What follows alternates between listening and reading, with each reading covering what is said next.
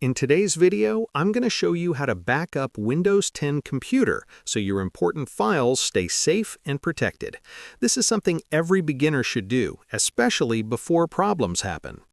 To get started, press the Windows key on your keyboard to open the Start menu.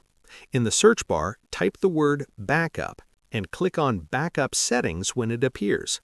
This will open the area where Windows manages your backup options. On this screen, you'll see an option to sign in to OneDrive. Click on it.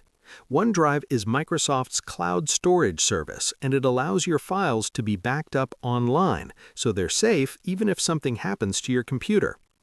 Enter the email address linked to your Microsoft account and sign in. You may be asked for your password or to confirm your identity. Once you're signed in, Windows will connect your computer to OneDrive. Next, look for the option to add a drive.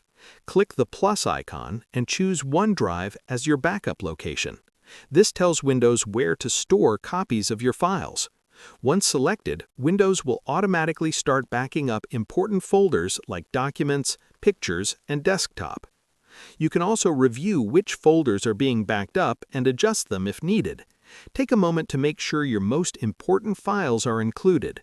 After that, Windows will continue backing up your data in the background whenever your computer is connected to the Internet. It's a good idea to check your backup settings once in a while to confirm everything is working properly. Keeping regular backups helps protect your files from accidental deletion, system crashes, or hardware failure. And that's how to back up Windows 10 Computer. Share this video and subscribe for more helpful tutorials.